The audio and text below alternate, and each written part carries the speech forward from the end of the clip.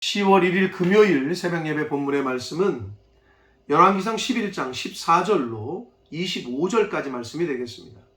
열왕기상 11장 14절로 25절까지 말씀을 통해서 10월의 첫째 날 금요일 10월 1일 금요일에 주시는 하나님의 은혜를 함께 나누도록 하겠습니다. 자, 어제 13절까지 말씀에서 드디어 그 솔로몬의 말년에 그 하나님을 떠난 모습들, 그리고 그에 따른 결과들에 대한 말씀이 기록된 것을 어제 말씀을 통해 저희가 보았습니다.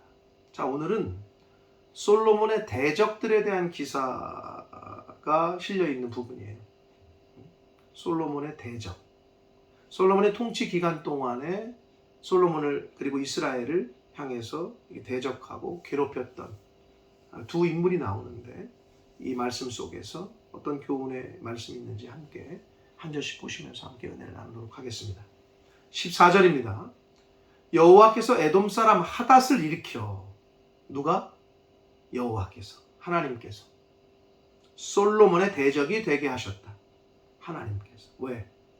하나님의 사랑하는 사람, 하나님의 이 솔로몬을 돌이키게 하고 깨닫게 하시기 위해서 그러신 거죠. 사랑하는 성도 여러분, 하나님께서는 하나님의 자녀들이 멸망당하는 거 원치 않으십니다. 딴 길로 가는 걸 원치 않으세요. 징계를 하시고 채찍질을 하시고 돌이키게 하시고 돌아오기를 원하시고 또 그렇게 만드신단 말이에요. 그래서 하나님께서는 솔로몬과 이스라엘 향하여 대적을 일으키셨어요. 그 중에 한 사람이 하닷이에요. 에돔 사람. 그는 왕의 자손으로서 에돔에 거하였었어요. 그런데 15절, 전에 다윗이 에돔에 있을 때에 군대 지휘관 요압이 가서 죽임을 당한 자들을 장사하고, 즉 이스라엘 군사들 중에 에돔과의 전쟁에서 죽은 사람들을 장례를 치르고 에돔의 남자들을 다 쳐 죽였던 일이 있었어요. 다윗 왕 때에 요압이. 그런데 16절, 요압은 에돔의 남자를 다 없애기까지 이스라엘 무리와 함께 6달 동안 그곳에 머물렀었어요. 아주 그냥 진멸하는 거죠. 에돔의 사람들을, 남자들을.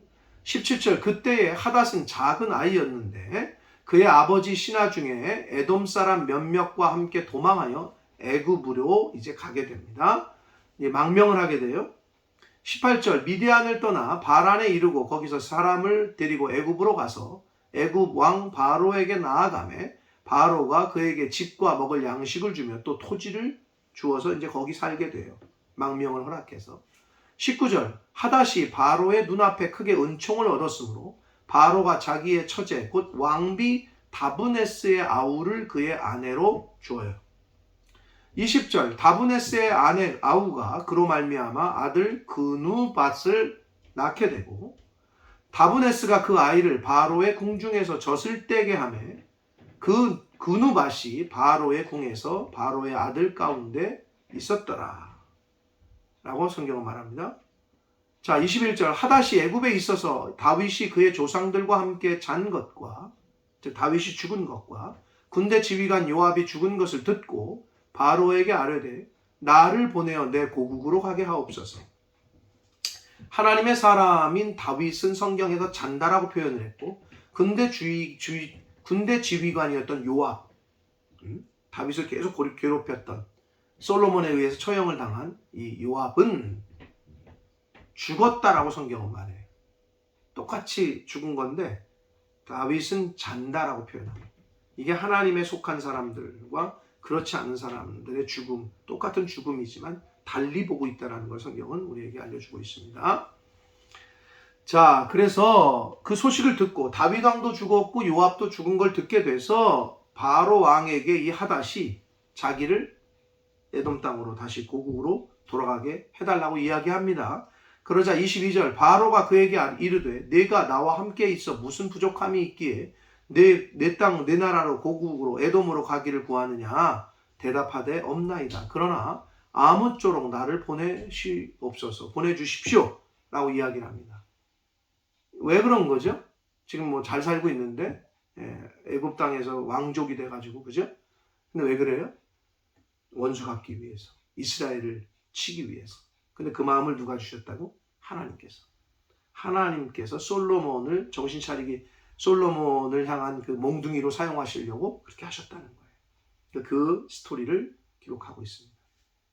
자, 하닷을 일으키셨고 23절 하나님이 또 엘리아다의 아들 르손을 일으켜 솔로몬의 대적자가 되게 하셨다.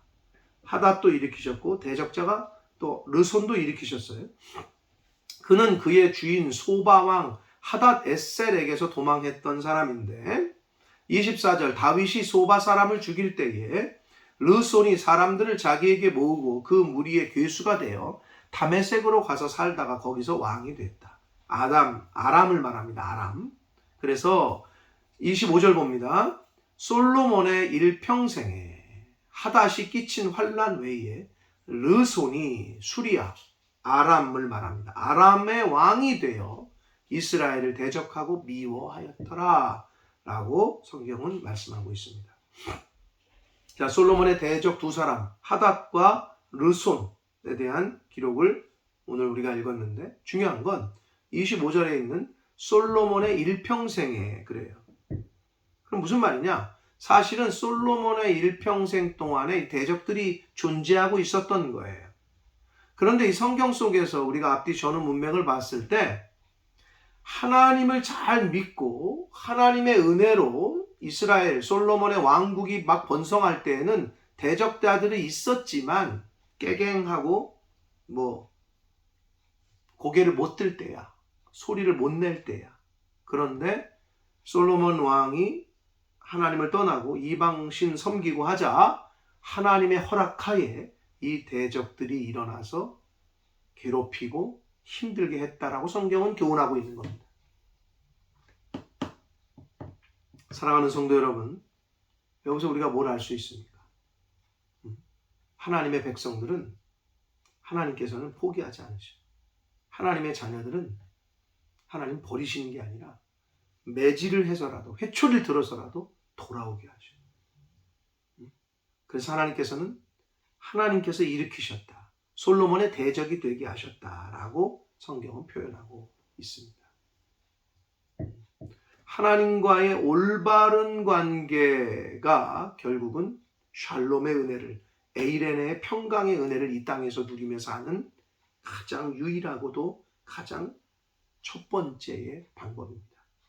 하나님과의 영적인 관계를 바로 하는 것, 하나님의 말씀대로 살려고 노력하고 애쓰는 것, 그것이 바로 이 세상에서 평강과 평안을 유지하며 누리며 사는 길입니다. 하나님께서는 하닷과 르손이라는 대적자를 일으키셨다고 그랬잖아요. 근데 언제까지냐?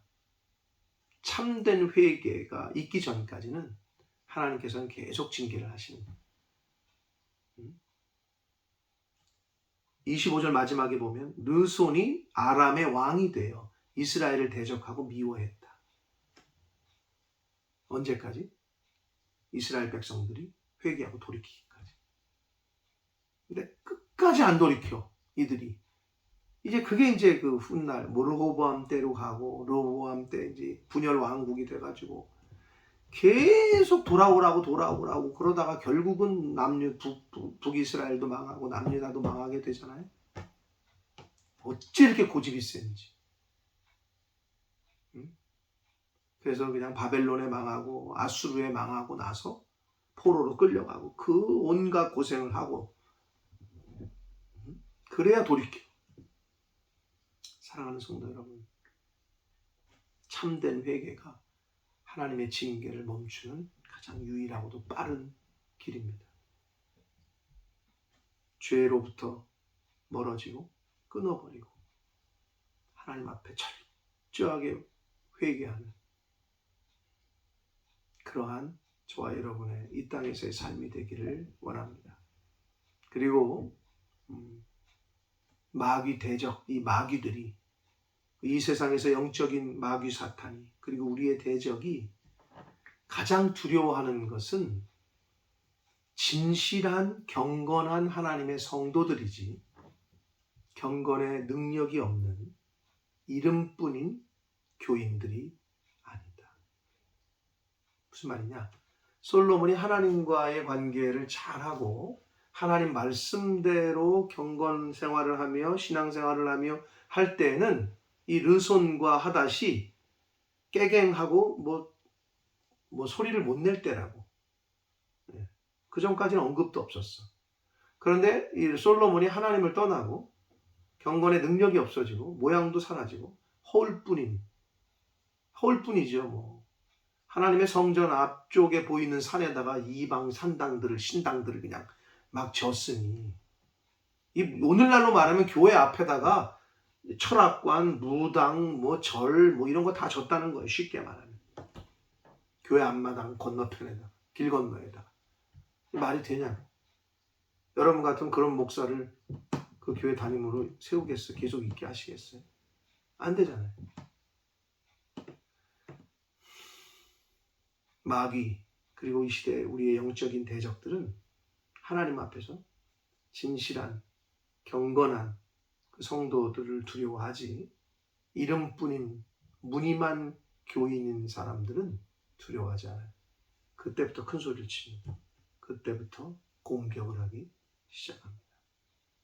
하나님과 붙어 있을 때, 말씀과 하나가 될 때, 말씀 안에 있을 때, 주님 안에 있을 때, 그럴 때 하나님께서는 우리를 보호하시고 평안을 주시고 말씀 안에, 주님 안에 있는 것이 가장 안전한 피난처라는 것 잊지 마시고, 오늘 하루도 하나님의 말씀 안에, 은혜 안에 거하시려고 노력하시고, 남아있는 하나님이 생명 주시는 날 하루하루를 사시는 날 동안에 주님 안에, 말씀 안에 거하시려고 힘쓰고 애쓰시는 저와 여러분의 하루하루의 삶이 되시기를 예수 그리스도 이름으로 축복합니다. 기도하겠습니다. 살아계신 하나님 아버지, 오늘도 새날 주시고 생명 주시고 하나님 말씀 전하고 듣게 하시니 감사합니다. 솔로몬 왕이 하나님을 떠나고 우상을 숭배하고 잘못된 길로 행하자 하나님께서는 대적들을 일으키셨습니다. 하나님과의 관계가 솔로몬이 잘하고 믿음의 길에 서 있을 때에는, 신앙의 길에 있을 때에는 그 대적들을 하나님께서 허락하시지 않았고 괴롭힐 수 없게 하셨습니다. 아버지, 오늘날 저희들에게 주시는 교훈도 똑같다고 오늘 믿습니다. 하나님과의 관계, 영적인 관계가 바로 되고 하나님 말씀 안에 거하고 주님 안에 거하는, 하나님 말씀에 순종하는 삶을 살 때에는 우리의 대적들이 우리를 어떻게 넘볼 수 없고 우리를 힘들게 할 수 없고 공격할 수도 없음을 깨닫습니다. 그러나 하나님 말씀 밖으로 하나님이 원하시지 않는 길로 행할 때 결국에는 마귀 대적들이 우리를 공격하고 힘들게 하고 어렵게 한다는 것, 하나님이 그렇게 허락하신다는 것, 우리를 사랑하시기에, 우리를 깨닫고 돌아오게 하시기에 그렇게 한다는 것을 다시 한번 말씀을 통해 교훈받았습니다. 아버지, 말씀 안에 거하는 것이, 주님 안에 거하는 것이 가장 복되고 평안하고 안전한 피난처임을 다시 한번 깨닫습니다. 말씀 안에 거하는, 말씀을 늘 읽고 듣고 묵상하고 배우고 하나님 말씀을 가까이 하고 마음 중심에 모시고 그렇게 생활하는 하나님의 자녀된 저희들 되도록 주여 은혜 내려 주옵소서. 예수 그리스도 이름으로 축복하며 기도 올리옵나이다. 아멘.